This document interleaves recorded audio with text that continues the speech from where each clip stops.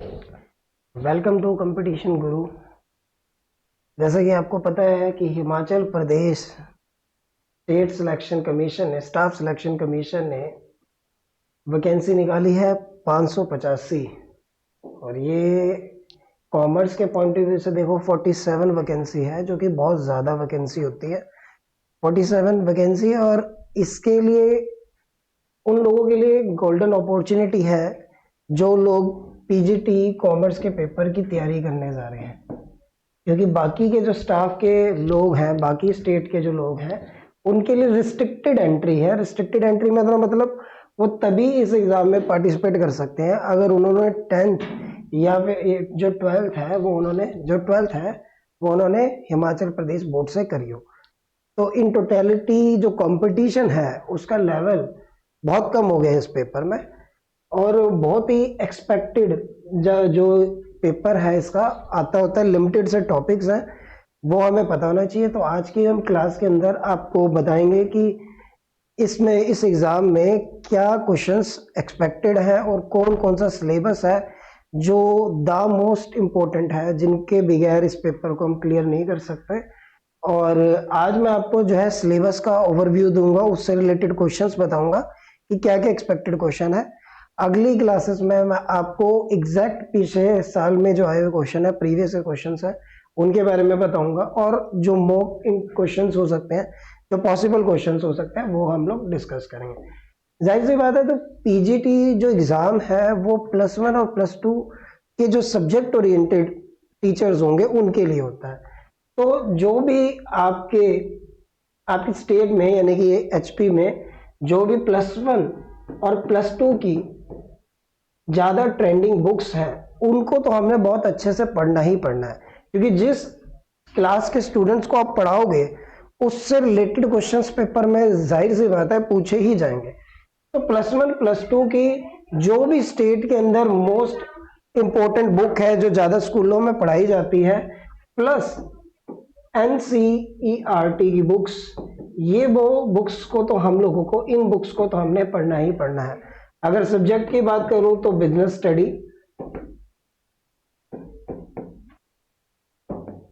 और अकाउंटेंसी और इकोनॉमिक्स, इन तीन सब्जेक्ट के बुक को हमें पूरा का पूरा डिटेल में पढ़ना है।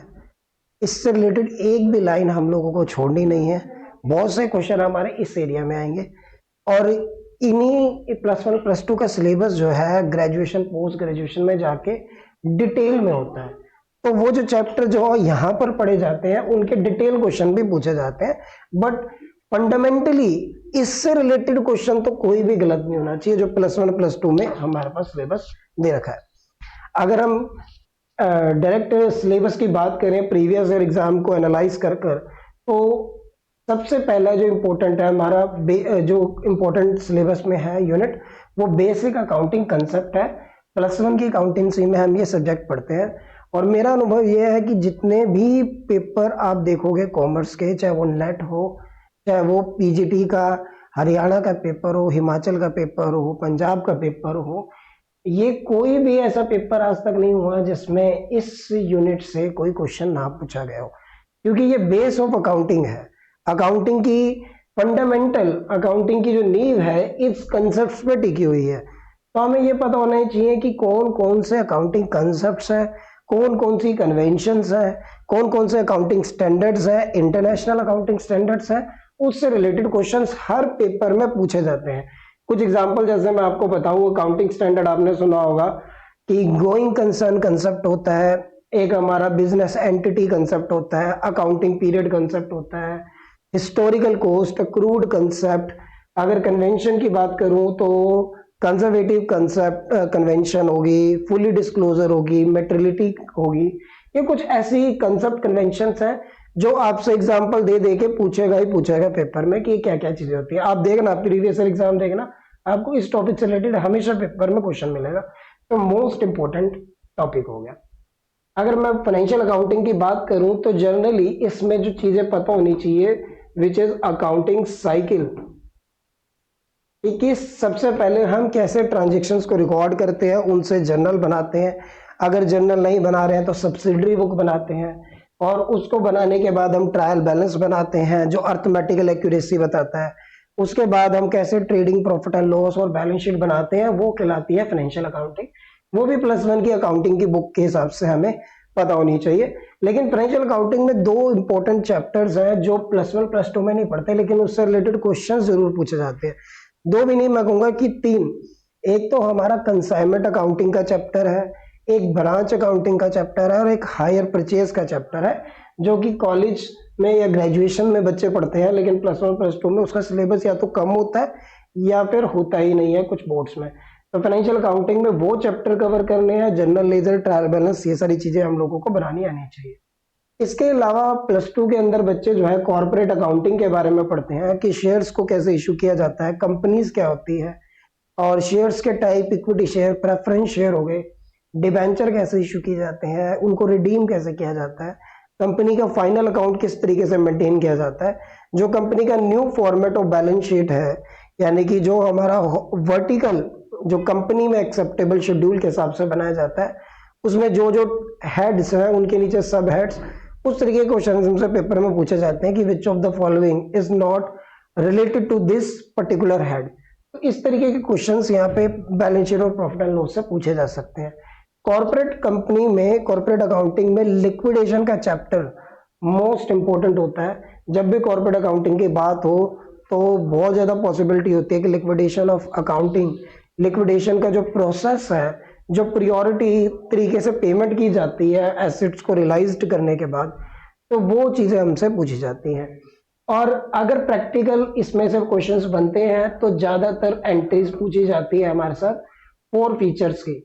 अगर आप इस एग्जाम की तैयारी कर रहे हैं तो ये बहुत बड़ी बेवकूफी होगी अगर आप 4 फीचर कंसेप्ट को अच्छे से समझ कर ना जाए। 4 फीचर्स के क्वेश्चन बड़ी आसानी से बनते हैं और 1 या 2 नंबर में पूछे जाते हैं कि 4 फीचर की एंट्रीज होगी, उसमें रेशियो की एंट्री होगी, और उन दोनों ट्रांजेक्शन से अगर कोई कैपिटल रिजर्व ड्राइव्ड होता है तो उसकी एंट्री होगी। जो भी उसके अलग अलग केसेस है कि जो शेयर हमने फॉरवर्ड करे हैं वो एट पार पर करे थे इशू या एट प्रीमियम पर करे थे। प्रीमियम पे करे थे तो जब हमने शेयर फॉरवर्ड करे वो प्रीमियम हमें रिसीव्ड हो गया है या प्रीमियम रिसीव्ड नहीं हुआ है, ये कंसेप्ट पेपर में पूछे जाते हैं जब भी प्रैक्टिकल क्वेश्चन इस चैप्टर में से पूछा जाएगा। अगर मैं पार्टनरशिप की बात करूं तो पार्टनरशिप में जो चीजें हैं, एक तो हमारे पास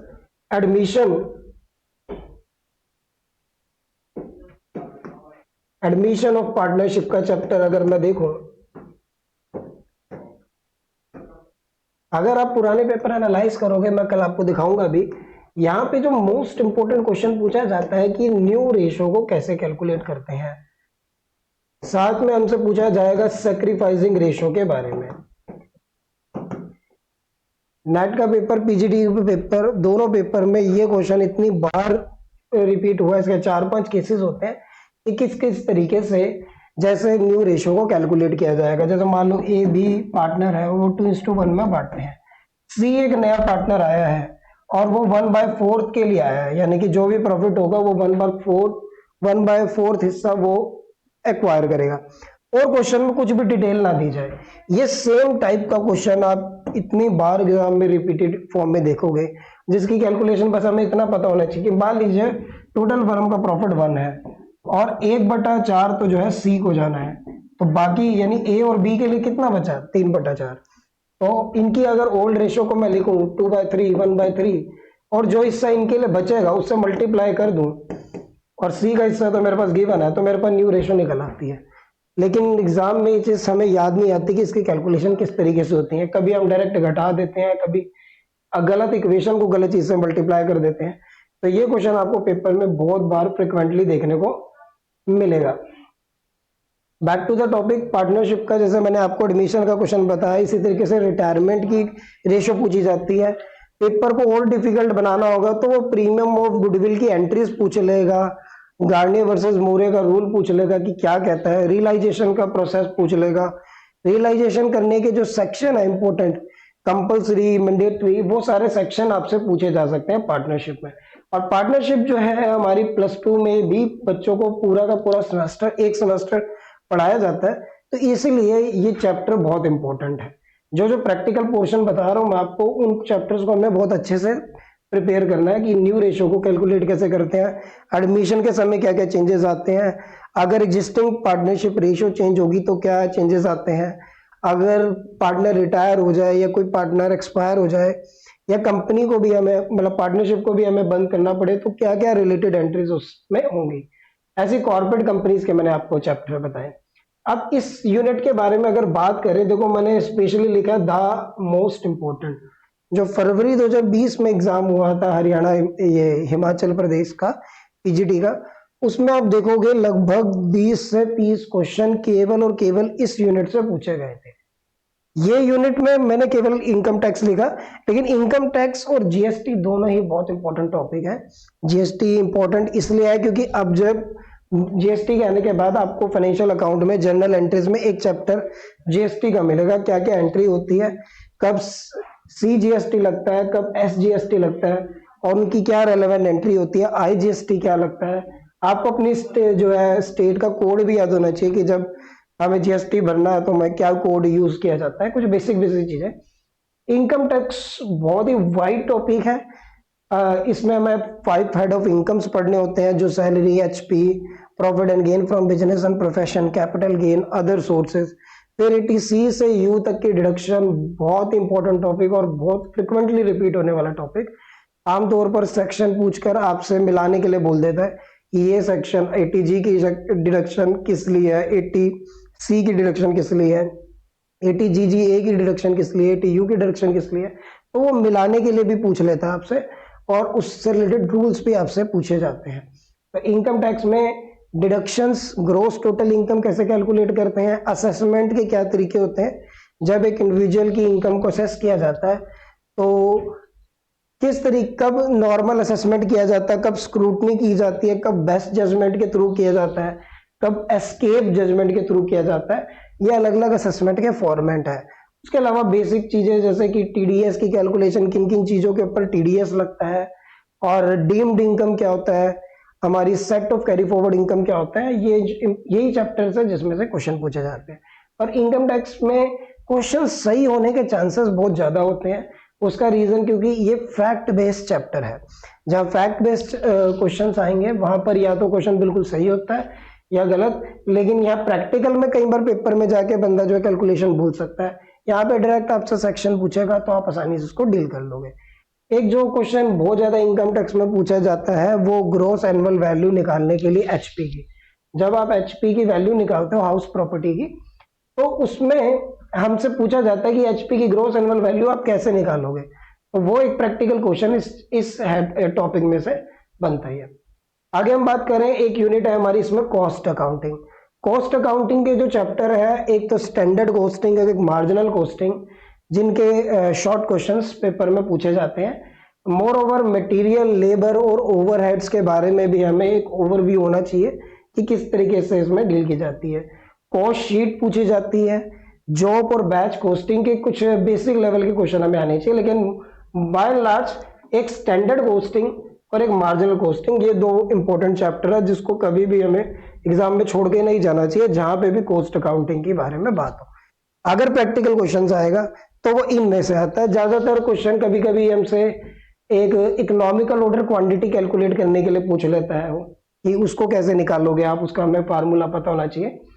इसके अलावा हमसे जो है लेबर जो कैलकुलेशंस है उसके मेथड पूछ लेता है कि क्या क्या मेथड्स है टाइम को कैलकुलेट करने के लिए। अगर टाइम बेसिस पे पे कर रहे हो, पीस बेसिस पे पे कर रहे हो कि पर पीस बनाने पे कितने पैसे मिलेंगे, बोनस कैलकुलेट कर रहे हो, तो वो सारे लेबर के फार्मूलेज है, वो थोड़ा सा हमें आइडिया होना चाहिए। आगे मैनेजमेंट अकाउंटिंग बहुत ही वास्ट टॉपिक है, क्योंकि मैनेजमेंट अकाउंटिंग के अंदर ही बाकी सारी अकाउंटिंग आती है। अगर मैं कहूँगा मैनेजमेंट अकाउंटिंग यूज होती है मैनेजर्स के लिए। मैनेजर को चाहिए इंफॉर्मेशन, क्या करते हैं इंफॉर्मेशन का, इंफॉर्मेशन के बेस पर डिसीजन लिए जाते हैं।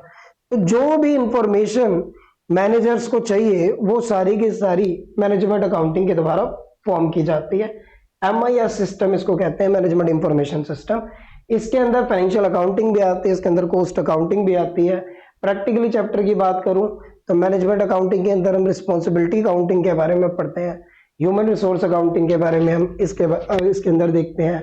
डिसीजन मेकिंग प्रोसेस क्या होता है, रेशियो एनालाइज क्या होता है, कैश फ्लो स्टेटमेंट क्या होता है, ये सारे के सारे चैप्टर आप जो है मैनेजमेंट अकाउंटिंग के अंदर पढ़ोगे। आगे बिजनेस ऑर्गेनाइजेशन और मैनेजमेंट। मैनेजमेंट के अंदर हम लोगों को अप्रोचेस ऑफ मैनेजमेंट पढ़ना है कि इस टॉपिक की हिस्ट्री क्या है, इस समय में किस तरीके की मैनेजमेंट की जाती है। क्लासिकल अप्रोचेस में कौन कौन से फिलोसफर्स हैं जिनकी थियरीज हम पढ़ते हैं, प्योल का नाम आपने सुना होगा, तो उसके रूल्स हम लोगों को पढ़ने हैं। इसके बाद गैलरी और जो है लीनियन गिलबर्ट है, फ्लैंक गिलबर्ट है, उन सब के रूल्स हम लोगों को, उन सब के अप्रोचेस हम लोगों को पढ़ने हैं। Motion study, time study. इसके अलावा न्यू क्लासिकल अप्रोच में एल्टन मायो की जो अप्रोच है उससे रिलेटेड, उसका जो हार्टोन एक्सपेरिमेंट था उससे रिलेटेड टॉपिक्स हम लोगों को डिस्कस करने हैं। बेसिकली अप्रोचेस ऑफ मैनेजमेंट बहुत अच्छे से पढ़ के जाना होता है। बाकी मैनेजमेंट का process planning, staffing, directing, controlling है, और इन प्रोसेस के भी अपने फर्दर प्रोसेस होते हैं। तो जो भी थ्योरेटिकल सब्जेक्ट आप कभी भी किसी भी पेपर में देने जाओगे, उसका प्रोसेस और उसके जो स्टेप्स हैं वो कभी नहीं छोड़ने होते हैं। आप देखोगे पेपर में हमेशा अगर क्वेश्चन उसको मैक्सिमम डिफिकल्ट बनाना होगा तो वो किसी भी चीज का प्रोसेस पूछेगा आपसे, और प्रोसेस की जो लैंग्वेज है उसको थोड़ा ज्यादा वेगस कर देगा, थोड़ा सा डिफिकल्ट बना देगा, कॉम्प्लिकेटेड बना देगा कि जो है स्टूडेंट इसको जज ना कर पाए कौन सा स्टेप पहले आएगा कौन सा बाद में आएगा। तो एचआरएम का प्रोसेस क्या है, सिलेक्शन का प्रोसेस क्या है, रिक्रूटमेंट का प्रोसेस क्या है, ऑर्गेनाइजिंग का प्रोसेस, प्लानिंग का प्रोसेस, जब भी मैनेजमेंट पढ़ के जाएंगे तो इन सारी चीजों के प्रोसेस और टेक्निक्स हम लोगों को हमेशा पढ़ के जाने। अप्रोचेस और मैनेजमेंट के दो सबसे इंपॉर्टेंट चैप्टर थ्योरी के पॉइंट ऑफ व्यू से, एक हमारा है मोटिवेशंस की थ्योरी, एक हमारी है लीडरशिप की थ्योरीज। इनकी थ्योरीज अप्रोचेस हमें हमेशा पढ़ के जानी पड़ती हैं, हमेशा पेपर में पूछी जाती हैं।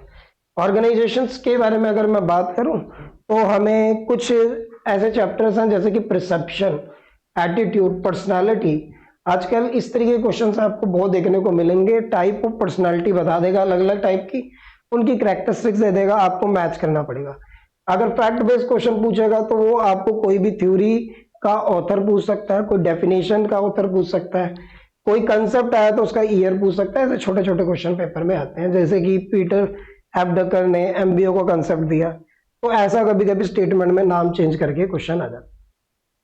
आगे इंटरनेशनल बिजनेस में हम लोगों को इंटरनेशनल बिजनेस की मोस्ट इंपोर्टेंट जो है थ्योरीज पढ़नी है, जो अलग अलग कॉस्ट थ्योरी है हमारी और फैक्ट बेस्ड थ्योरीज है। तो लगभग 7-8 थ्योरीज हैं इंटरनेशनल बिजनेस की, उस थ्योरीज को अच्छे से पढ़ के जाना होता है।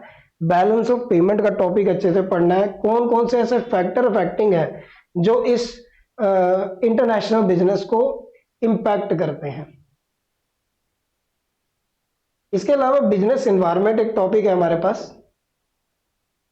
बिजनेस एनवायरनमेंट टॉपिक में हम लोगों को स्वॉट एनालाइज के बारे में पता होना चाहिए, और इंटरनल फैक्टर ऑफ बिजनेस क्या है, एक्सटर्नल फैक्टर्स ऑफ बिजनेस क्या है, कौन कौन से फैक्टर्स को किस किस तरीके से कंट्रोल किया जाता है, क्या क्या टेक्निक्स है, इन सारी चीजों को हम बिजनेस एनवायरनमेंट कहते हैं। और ये चैप्टर हम लोग +2 में भी बच्चों को स्टडी करते हैं, और उन्हीं स्टूडेंट के टीचर का तो पेपर है, तो इसलिए उस टॉपिक को भी बहुत अच्छे से पढ़ के जाना होता है। सोशल कल्चर फैक्टर और जो इकोनॉमिकल फैक्टर है, पॉलिटिकल फैक्टर्स है, वो सारी चीजें। अब देखो है तो ये पीजीटी कॉमर्स, लेकिन यहाँ पे जो है पीजीटी इकोनॉमिक्स के क्वेश्चन भी पूछे जाते हैं, क्योंकि इकोनॉमिक्स भी एक ब्रांच होती है जो आप अपनी पीजीटी लेवल पे पढ़ते हो। तो हम लोगों को ज्यादा डिटेल नहीं, बस +2 +1 के लेवल की और ग्रेजुएशन के लेवल की बस इकोनॉमिक्स पता होनी चाहिए। इकोनॉमिक्स को जब भी पढ़ते हैं हम लोग मैक्रो और माइक्रो इकोनॉमिक्स में डिवाइड करके पढ़ते हैं, ठीक है। अगर आप बड़े कंसेप्ट्स यानी कि अनएम्प्लॉयमेंट की बात कर रहे हो, पुअर्टी की बात कर रहे हो, पूरे लेवल पे नेशनल इनकम कैलकुलेट करने के बारे में बात कर रहे हो, तो which means you are talking about macroeconomics, जहां पे हम टोटल कैलकुलेशंस के बारे में देखते हैं। किसी एक पर्टिकुलर पर्सन की प्रॉब्लम नहीं देख रहे हैं, पूरी की पूरी कंट्री की प्रॉब्लम, पूरे के पूरी विश्व की ग्लोबल लेवल पे प्रॉब्लम को देख सकते हैं। जबकि हम माइक्रो लेवल इकोनॉमिक्स में जब स्टडी करते हैं, यहाँ हम किसी पर्टिकुलर बंदे की प्रॉब्लम देखते हैं कि अगर एक प्रोडक्ट का प्राइस बढ़ जाएगा तो उसके ऊपर क्या उसका इंपैक्ट पड़ेगा, यानी law of demand, law of supply, ये जो चीजें हैं ये माइक्रो इकोनॉमिक के कंसेप्ट है। मैक्रो इकोनॉमिक्स में आप जो monetary banking system, unemployment, poverty, जो नेशनल लेवल पे इम्पैक्ट डालते हैं, उन फैक्टर्स को स्टडी करते हैं। तो जो +1 +2 के उसको बहुत ही डिटेल में हम लोगों को पढ़ना होता है, और उसमें भी सबसे इंपॉर्टेंट टॉपिक है हमारा मार्केट्स, कि परफेक्ट मार्केट क्या होता है, मोनोपोली मार्केट क्या होता है, मोनोपोलिस्टिक कंपटीशन मार्केट क्या हो गया, और हमारे ओलोपोली क्या होती है, डुलोपोली क्या होती है। ये 5-6 मार्केट्स हैं, इसके बारे में अच्छे से क्लियर पता हो।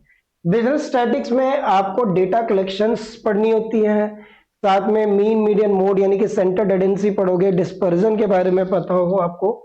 ये कुछ चैप्टर्स है जहां से प्रैक्टिकल क्वेश्चन बन सकता है, क्योंकि छोटी छोटी कैलकुलेशन होती है। इंडेक्स का इसका एक चैप्टर है, रैंकिंग का चैप्टर है, कार्लप्रेशन ऑफ कोफिशिएंट कोरिलेशन का चैप्टर है। मतलब काफी डाइवर्स है ये सब्जेक्ट, काफी बिखरा हुआ सब्जेक्ट है।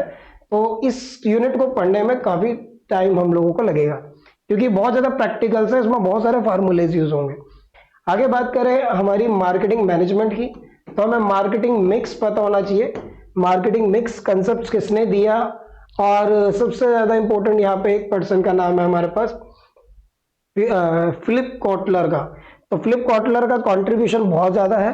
वो कंट्रीब्यूशंस क्या है वो हम लोगों को पता होना चाहिए। मार्केटिंग मिक्स क्या है, किसने दिया।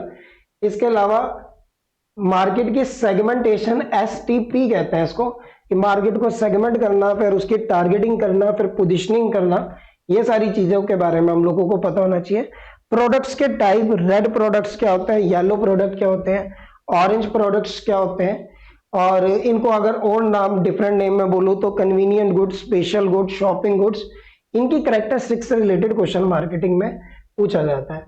अब जैसे अगर नए नए कंसेप्ट जो मार्केट में आ रहे हैं वो हमारे DBMS है, डेटाबेस मैनेजमेंट सिस्टम के थ्रू मार्केटिंग की जाती है, ई मार्केटिंग की जाती है। उससे रिलेटेड कुछ सॉफ्टवेयर पता होने चाहिए। कुछ जो ट्रेंडिंग इश्यूज है मार्केट में, जैसे कि आप बोलो पर्पल काउ। पर्पल काउ एक कंसेप्ट है विच मीन्स कि आपका प्रोडक्ट ऐसा हो जो मार्केट में बिल्कुल डिफरेंट नजर आए।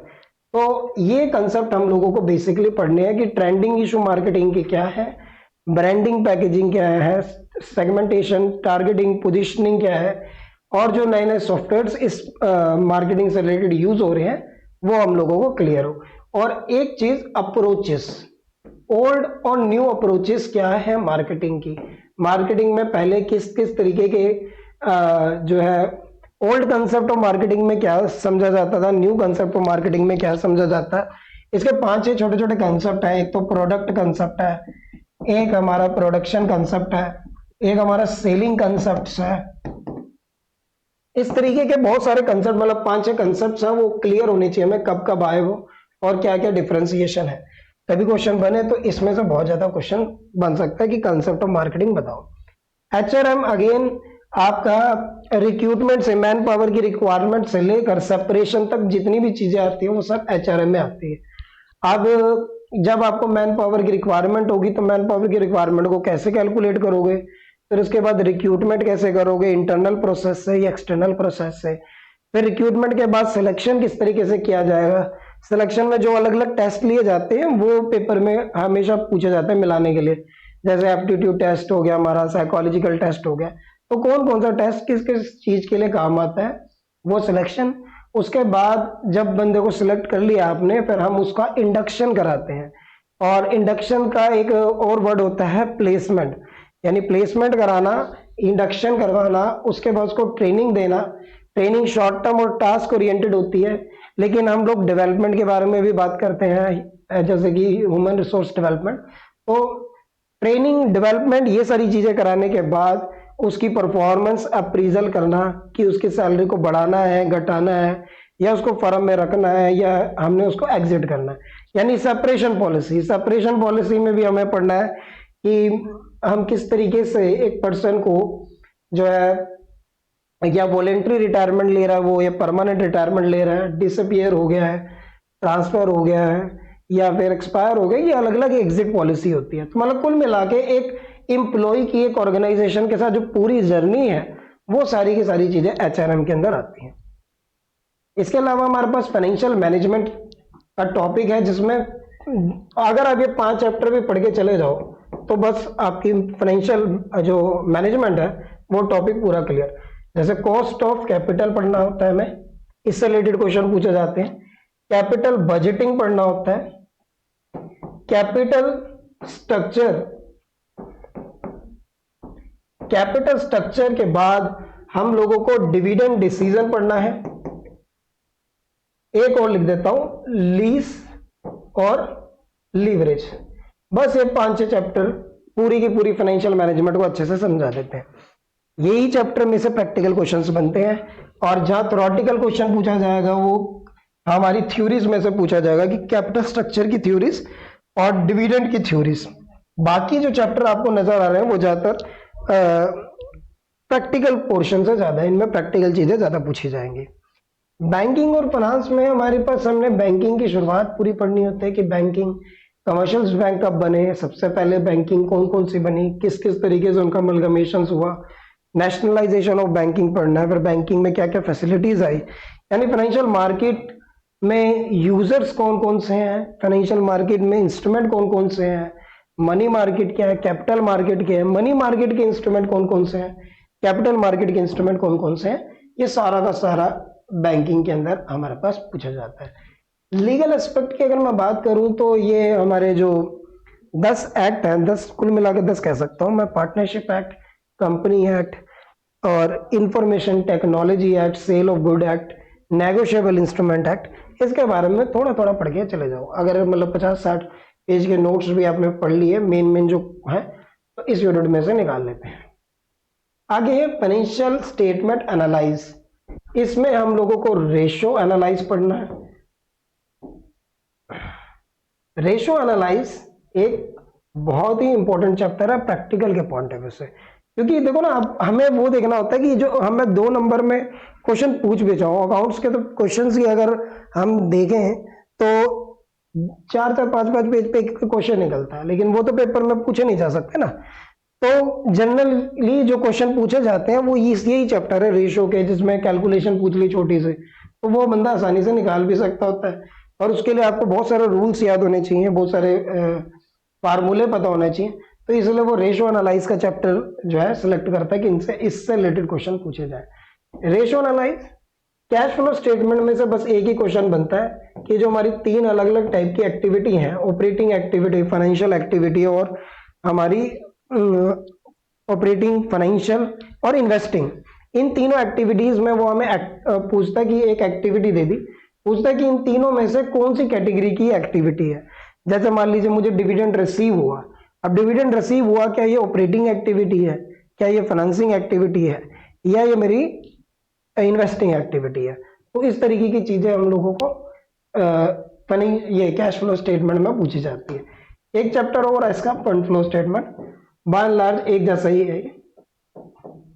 तो कुल मिला के ये है हमारे पास सिलेबस, और नेक्स्ट क्लास में हम लोग जो है इसके क्वेश्चंस के बारे में आप लोगों को बताएंगे, और जितने भी यूनिट्स आपको बताई हैं सबके ब्रीफ नोट्स, डिटेल क्लासेस आपको इस कोचिंग सेंटर में अवेलेबल कराए जाएंगे, और जितने भी डाउट सेशंस हैं वो लिए जाएंगे, पुराने एग्जाम पेपर हम लोग डील करेंगे, और आशा करता हूँ आप लोग जो है अपनी तैयारी पूरी जोरों शोरों से करेंगे, और जो आने वाले एग्जाम है ज़्यादा से ज़्यादा बच्चे जो है ये वैकेंसी जो आपकी निकली है 47, इसमें एनरोल होकर सिलेक्ट होंगे।